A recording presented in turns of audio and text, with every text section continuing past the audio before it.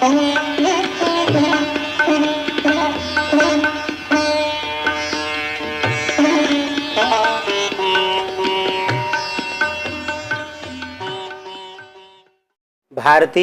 ऋषियों मनीषियों की सबसे बड़ी देन सारे विश्व के लिए संस्कार परंपरा है।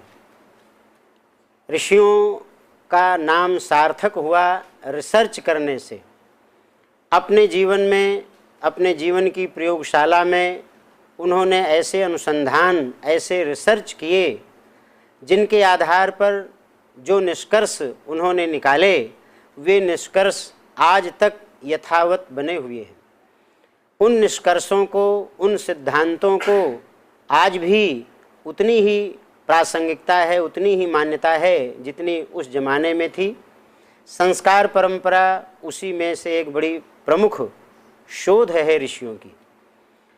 संस्कार के माध्यम से व्यक्तित्व का समग्र विकास कैसे किया जाए, यही बात ऋषियों ने इसमें प्रतिपादित की है। सारी दुनिया में पदार्थों को गढ़ने की टकसालें तो बनी हैं, लेकिन व्यक्तित्व को गढ़ने की टकसाल कहीं नहीं है। व्यक्तित्व को गढ़ने की टकसाल ऋषियों ने संस्कार परंपरा के रूप में विकसित किया है। कुछ संस्कार ऐसे हैं जो जन्म के पहले होते हैं, कुछ संस्कार शिशु जन्म के बाद होते हैं, शैशव काल में। कुछ शिक्षण परक संस्कार हैं, विद्या परक संस्कार हैं, और कुछ अंतिम काल में संपन्न किए जाने वाले संस्कार हैं। शिशुकाल के जो संस्कार हैं उनमें से पहला संस्कार है नामकरण संस्कार। वैसे तो पहले समय में जो संस्कार होते थे उनमें से जन्म लेने के समय ही एक संस्कार होता था जिसे जातकर्म संस्कार कहते थे। लेकिन वर्तमान समय में जातकर्म संस्कार करने की स्थिति नहीं बन पाती है। अस्पताल में बच्चे जन्म लेते हैं, भाग दौड़ की ऐसी स्थिति रहती है, ज़्यादातर ऑपरेशन से होते हैं, तो स्थिति बन नहीं पाती। इसलिए युग ऋषि परम पूज्य गुरुदेव पंडित श्री राम शर्मा आचार्य जी ने देश काल परिस्थिति के अनुसार जातकर्म संस्कार की विशेषताओं को भी नामकरण संस्कार में जोड़ करके इस संस्कार को समग्र बनाने का प्रयास किया है और उसकी विशेषताओं को इसी में सम्मिलित कर दिया है। यह नामकरण संस्कार शिशु जन्म के 10वें दिन, 12वें दिन अथवा 1 महीने के अंदर किसी भी समय किया जा सकता है।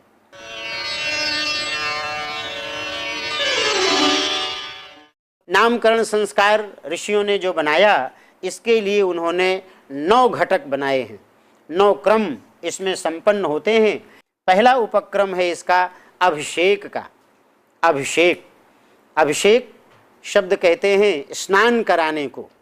स्नान कराने को पहले प्रसिद्ध था, सुना है सभी लोगों ने, कि जब कोई राजकुमार होता था और वो युवराज बनता था, राजा बनने की स्थिति में होता था, तो उसका पहले अभिषेक किया जाता था। अभिषेक करने के बाद ही वो राजा के रूप में घोषित होता था और सम्राट की गद्दी पर वह बैठता था। वास्तव में ये अभिषेक इसी रूप में यहाँ भी किया जा रहा है। जो परमात्मा का वह प्रतिनिधि जीवात्मा शिशु के रूप में जन्म लिया है, वास्तव में वह परमात्मा का राजकुमार है। उसका अभिषेक होना ही चाहिए और अभिषेक करके उसमें यह गुण विकसित करने का प्रयास किया जाता है कि तुम भगवान के राजकुमार हो। जिस तरह से भगवान सारे विश्व ब्रह्मांड का भरण पोषण करता है, उसका ध्यान रखता है, सबके प्रति प्रेम रखता है, सबके प्रति स्नेह रखता है, निष्पक्षता का व्यवहार करता है, वैसा ही व्यवहार तुम्हें भी करना है। यह सूक्ष्म संकेत अभिषेक के माध्यम से बच्चे में पहुंचाया जाता है। दूसरी बात इसमें यह भी है कि जिस शिशु ने जन्म लिया है, न जाने कितने योनियों से होता हुआ, कहते हैं हमारे शास्त्रों में 84 लाख योनियाँ होती हैं। उन योनियों में अलग अलग शरीरों में जन्म ग्रहण करता हुआ व्यक्ति मानव योनि प्राप्त करता है, मनुष्य शरीर प्राप्त करता है। तो जिस मनुष्य के रूप में उसका जन्म हुआ है, उन योनियों में रहते समय न जाने कितनी अच्छाइयाँ कितनी बुराइयाँ उसमें आई होंगी, अच्छे और बुरे संस्कार उसमें होंगे, तो बुरे संस्कार इस अभिषेक के माध्यम से निरस्त हों, दूर हों, वो संस्कार कुसंस्कार धुल जाएं और अच्छे संस्कारों का उनमें विकास हो। इसीलिए ये अभिषेक का पहला क्रम है, पूर्व योनियों के कुसंस्कारों की छाया को हटाना और उस समय के अच्छे संस्कार को और अधिक परिपुष्ट करना और उसे बढ़ाना। जैसे नहा धो करके शरीर की मैल दूर हो जाती है, शरीर की गंदगी दूर हो जाती है और आदमी फ्रेश अनुभव करता है, अच्छा अनुभव करता है, वैसे ही उस जीवात्मा का ये अभिषेक करके उसको श्रेष्ठता की दिशा में बढ़ाने का पहला कदम बढ़ाया जाता है। तो ये तीर्थों के जल को, गंगा जल को अभिमंत्रित करके मंत्रों के माध्यम से उस बच्चे का, शिशु का संस्कार किया जाता है, अभिषेक संस्कार, उसका अभिषिंचन करके उसका अभिषेक किया जाता है। तो ये पहला उपक्रम है अभिषेक का। ओम आपोहिष्ठामयो भुवः तान ऊर्जे दधातन महेरणाय चक्षसे। ओम यो वः शिवतमो रसः तस्य भाजयते हनः उशतीरिव मातरः। ओम तस्मा अरंगमामो यस्य क्षयाय जिन्वथ आपो जनयथा चनः। दूसरा उपक्रम है मेखला बंधन का। बच्चे की कमर में मेखला बांधी जाती है, करधनी जिसे कहते हैं। मेखला, करधनी ये कमर कसने को कहते हैं। कमर कसकर तैयार रहने का ये प्रतीक है। व्यक्ति को चुस्त दुरुस्त रहना चाहिए, इसके लिए उसे कमर कस करके रहना चाहिए। बड़े हो करके बच्चों को जो लंगोट पहनने का अभ्यास कराते हैं, पहलवान लोग हैं और सब हैं, लंगोट पहन करके रहते हैं, उससे कमर कसी रहती है। बाद में आगे फिर बेल्ट पहनने का और ऐसा कुछ रिवाज प्रचलित हो गया, इससे कमर कसी रहती है। कमर कसी रहने से शरीर की चुस्ती फुर्ती बनी रहती है। तो इस मेखला बंधन के माध्यम से बच्चे को ये संकेत दिया जाता है, बच्चे को ये शिक्षण दिया जाता है कि उसको हमेशा कमर कस करके तैयार रहना है, हमेशा उसे जागरूक रहना है, आलस्य प्रमाद में अपने बहुमूल्य समय को नष्ट नहीं करना है। यह उसके अचेतन मन में मंत्रों के माध्यम से, प्रेरणाओं के माध्यम से उसके अचेतन मन में यह प्रविष्ट कराने का प्रयास किया जाता है कि वो सदैव जागरूक रह करके अपना हर कार्य संपन्न करे। और जागरूकता से ही व्यक्तित्व का विकास होता है। आजकल सभी बच्चों को अपने कैरियर का बड़ा ध्यान रहता है, कैरियर अच्छा से अच्छा बने इसका ध्यान रखते हैं। लेकिन कैरियर बनने की जो फार्मूले बताए जाते हैं, जो सूत्र बताए जाते हैं, उसमें पहला सूत्र यही है जागरूकता का। जितना बच्चा जागरूक होगा उतना ही वो अपने कैरियर को आगे बढ़ाने में सफल हो सकेगा। ये ऋषियों का भी ये अभिप्राय था, इसीलिए उन्होंने यह कर्मकांड जोड़ा था मेखला बंधन का। ओम इयं दुरुक्तं परिबाधमाना वर्णं पवित्रं पुनतिम आगात् प्राणापानाभ्यां बलमादधाना स्वसा देवी सुभगा मेखले अम्मा। तीसरा कर्मकांड इसमें जुड़ता है, तीसरा उपक्रम है मधुप्राशन का। बच्चा जन्म लेता है, अभी छोटा है, अभी कुछ खाता पीता नहीं है, तो उसके जीभ पर वैसे तो चांदी की शलाका से या चांदी के रुपये से, चांदी की चम्मच से उसको मधु चटाया जाता है। ये कर्मकांड क्या बताता है? ये कर्मकांड बताता है एक तो चांदी यह विकार रहित तो होता है, उस पर कोई दुष्प्रभाव ऐसा नहीं पड़ता, शुद्ध और सात्विक दिखाई देता है। तो शुद्ध और सात्विक साधन चाहिए, ये इसका प्रतीक है। और उसके माध्यम से मधुरता का समावेश हो। शहद मधुर है और मधुर ही नहीं है, वो सबसे बड़ा टॉनिक माना जाता है।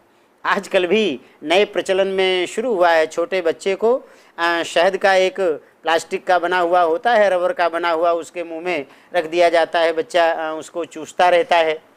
वैसे तो ये सुविधा के लिए ऐसा किया जाता है, बच्चा रोवे नहीं, उसका मन लगा रहे। लेकिन ऋषियों ने जो इस कर्मकांड को जोड़ा था, उसका उद्देश्य था कि वो मधुरता उसकी वाणी में, उसके व्यवहार में प्रवेश करे, इसके लिए। और वो कैसे प्रवेश करेगा? चांदी के माध्यम से।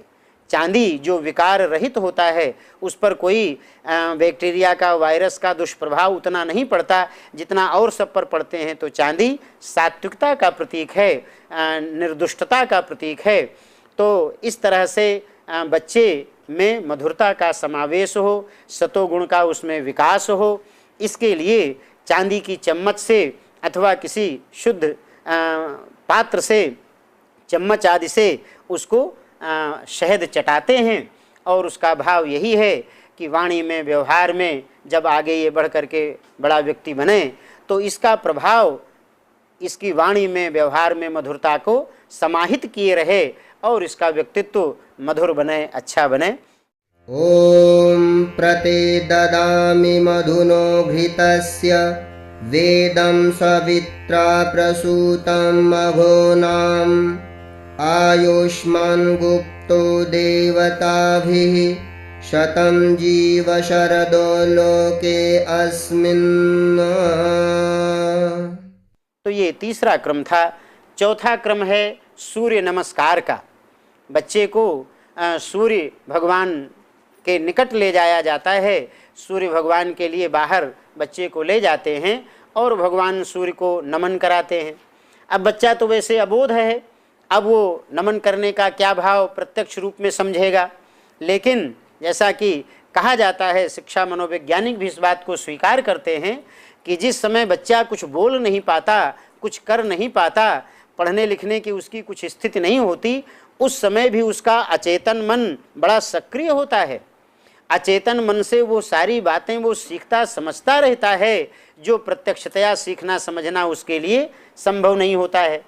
तो ये अचेतन मन से इस बात को भी वो स्वीकार करता है कि सूर्य की विशेषताओं को ग्रहण करने का, सूर्य को नमस्कार करने का तात्पर्य क्या है?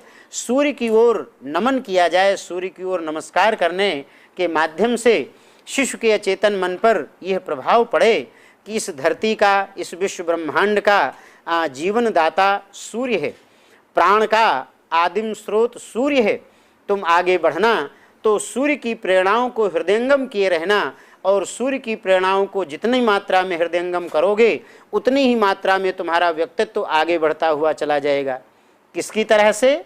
सूर्य की तरह से। सूर्य का व्यक्तित्व बड़ा तेजस्वी होता है। सूर्य उदय होने को कौन कहे? उदित होने के 1 घंटा पहले, 1.5 घंटा पहले से ही उजाला छा जाता है, इतना प्रभाव है सूर्य का। और सूर्य के उदित होने पर अंधकार का धरती पर कहीं पता नहीं चल पाता है। सूर्य निरंतर गतिशील रहता है, कहीं भी वो रुकता नहीं। उपहास में कहा जाता है कि सूर्य के नाम पर और सब लोग संडे मना करके छुट्टी मना लेते हैं, लेकिन सूर्य कभी संडे नहीं मनाता। जिस दिन सूर्य संडे मना ले उस दिन इस विश्व ब्रह्मांड में हाहाकार मच जाए। वैज्ञानिक कहते हैं कि ये धरती पर जीवन सूर्य के कारण है। सूर्य निरंतर प्रकाशमान है, निरंतर अपनी ऊर्जा दे रहा है, निरंतर प्राण प्रवाह ऋषियों की शब्दावली में भेज रहा है धरती पर, इसलिए धरती पर जीवन है। यदि सूर्य एक दिन के लिए भी न निकले तो न जाने क्या अनर्थ हो जाए धरती पर। इसके बादलों के माध्यम से सूर्य का ऊर्जा वाला, सूर्य का गर्म वाला स्वरूप नहीं आता है, लेकिन सूर्य का प्रकाश, सूर्य की किरणें ये तो आती ही हैं, सूर्य का प्राण तो आता ही रहता है। तो ये सूर्य की तेजस्विता है, सूर्य की नियमितता है, सूर्य की गतिशीलता है, ये सारे गुण बच्चे में विकसित हों, इसके लिए बच्चे को सूर्य भगवान के निकट ले जा करके सूर्य भगवान को नमन कराया जाता है। ओम तच्चक्षुर्देवहितं पुरस्ताच्छुक्रमुच्चरत् पश्येम शरदः शतं जीवेम शरदः शतग्वं शृणुयाम शरदः शतं प्रब्रवाम शरदः शतमदीनाः स्याम शरदः शतं भूयश्च शरदः शतात्।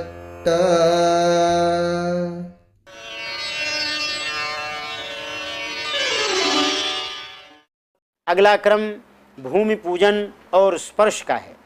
अभी बच्चा जन्म लिया है, अभी वो ज़्यादातर माँ की गोद में रहता है या बिस्तर पर रहता है, ज़मीन पर अभी उसे नहीं रखा जाता है। ज़मीन पर कब रखा जाता है? जब पहले भूमि का पूजन कर लिया जाता है। पहले भूमि का पूजन किया जाता है, फिर स्पर्श किया जाता है। उस शिशु के लिए सबसे बड़ी माँ तो माँ है ही। अभी जिस माँ का दूध पी करके वो जीवित है, इस समय माँ की गोद में रहता है, तो माँ को तो जानता है।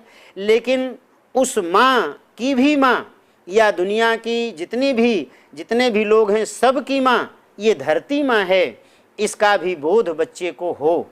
इसके लिए कर्मकांड के माध्यम से ऋषियों ने ये भूमि पूजन के माध्यम से बताना चाहा कि ये धरती सबकी माँ है, ये सबको धारण करती है, सबका भरण पोषण करती है, सबको खाने पीने रहने की व्यवस्था बनाती है।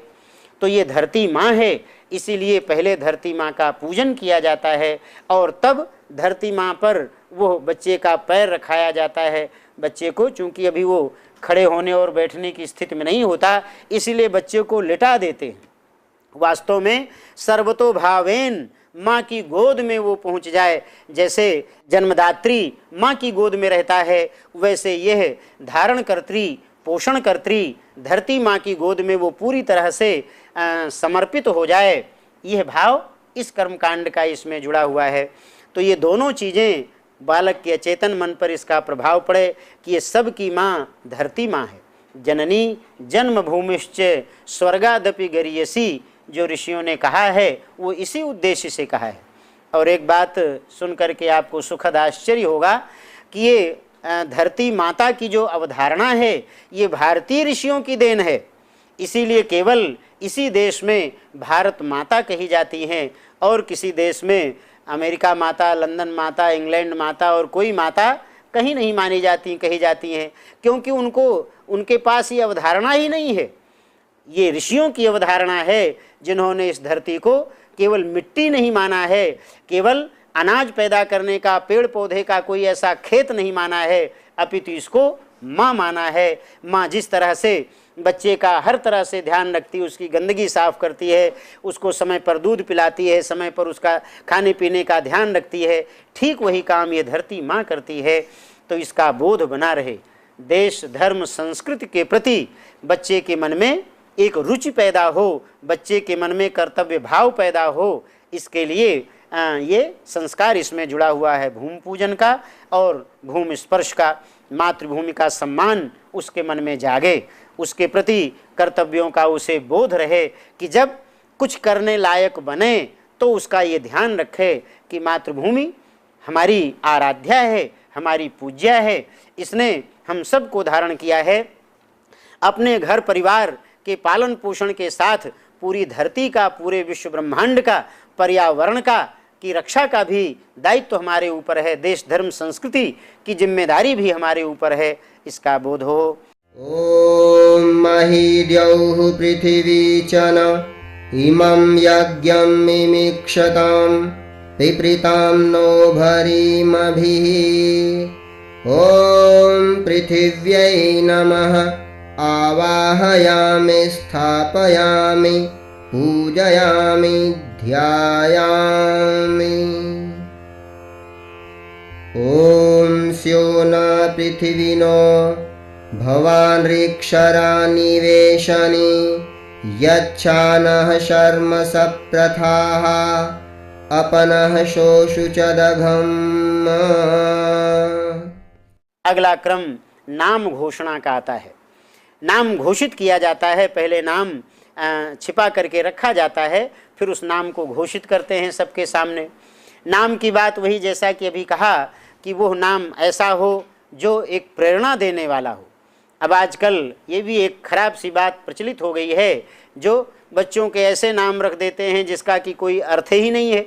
और एक नया फैशन और शुरू हो गया है कि डिक्शनरी से देख कर या किसी ऐसी जगह से देख कर नाम खोजते हैं कि जिसका कोई अर्थ ही न जान सके। जबकि ऋषियों को क्या अभिप्रेत था? ऋषियों का मानना था कि नाम सार्थक होना चाहिए, नाम ऐसा हो जो किसी गुण का प्रभाव, गुण का स्वभाव का, कर्म की प्रेरणा देने वाला हो।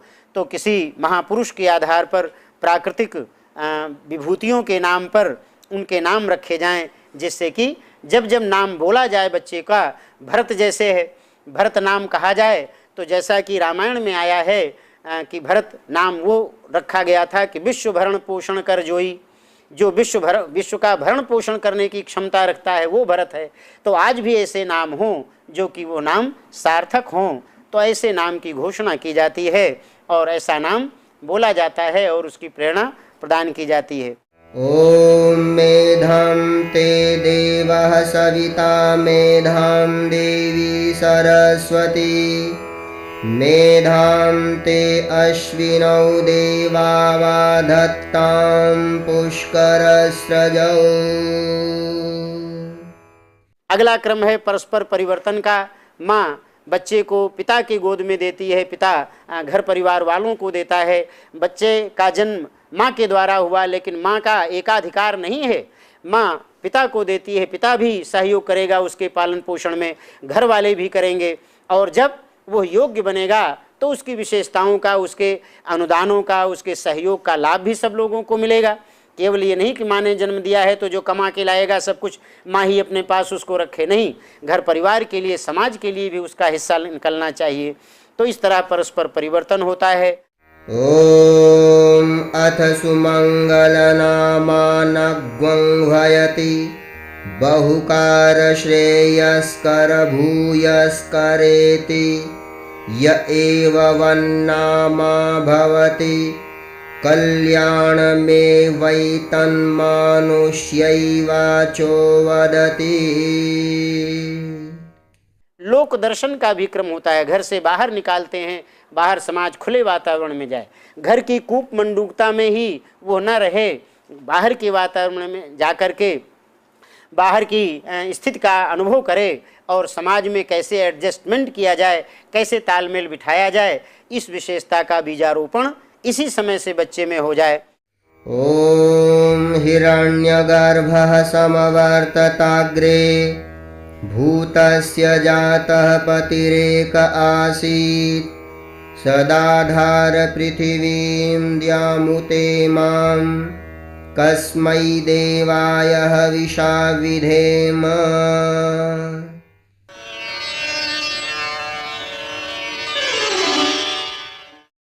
ओम भूर्भुवः स्वः अग्निर्ऋषिः पवमानः पांचजन्यः पुरोहितः तमीमहे महागयं स्वाहा इदं अग्नये पवमानाय इदं न मम।